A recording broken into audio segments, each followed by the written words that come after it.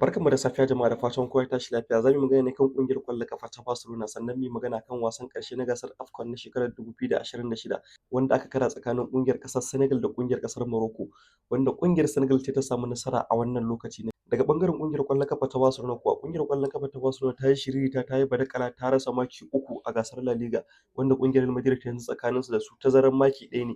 A wannan lokaci ƙungiyar Barcelona ta yi matuƙar takaici na rashin wannan wasa, duba da yadda sun yi duk abin da suke buƙata a wannan wasa, ƙungiyar ƙwallo ba ta samu damar shiga ba. Sannan daga ɓangaren Marco Rashford, wannan sharar ya kamata a maiwa da Manchester United saboda ta kasa kwashe kwatar. Ita kuma ƙungiyar ƙwallon ƙafa ta Barcelona tana so da zarar ta saka ɗan wasa ya kwashe kwatar, kun gane ai.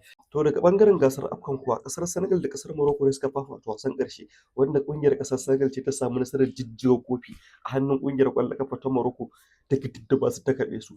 Amma fa an yi badakala, an yi shirme, an nuna wa duniya cewa Afirka ba su iya bal ba, ba su iya komai ba, ba su iya alƙalanci ba, musamman wannan ƙasar de Congo ɗin da aka ɗauko ta zama FIFA a wannan lokaci.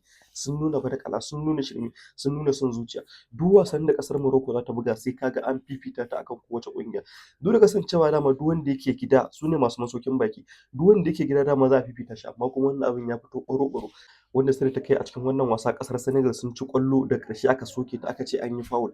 Sai kuma ƙasar Morocco ta samu wani fanareti wanda Brahim Diaz ɗan wasan ƙungiyar Madrid kenan ya fito ya dururuce ya tayar da hargido, kira yake wai a je a duba, a je a duba an masa fanareti. Aka je aka duba, alƙalin wasa ya zo ya wai fanareti ne, wai fanareti ne. Duk jikin mu yayi sanyi, mu 'yan kallo ma kenan balantana ga su. Suka tada hargido su ma suka nuna cewa su fa 'yan Afirka ne, su ma suna da aljanun nan.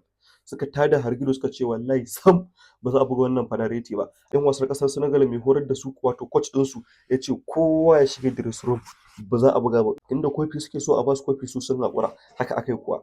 Duk suka shiga dressing room, ɗan wasa Sadio Mane ne da wasu 'yan wasa ƙalilan suka rage, ba su fi su 5 ba dai a cikin fili da mai horar da su kenan.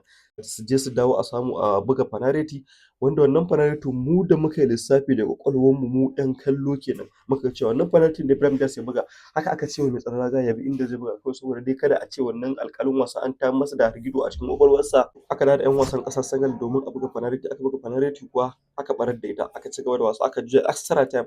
A wannan extra time ɗin ne ƙungiyar ƙasar Senegal ta samu nasara, Idrissa Gana Gueye ya zira ƙasar Morocco ƙwallo ta ɗaya.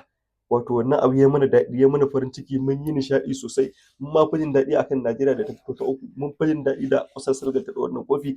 Ba abin da za mu ce sai dai mu tafa Sadio Mane. Ƙasar Morocco kuwa daɗi.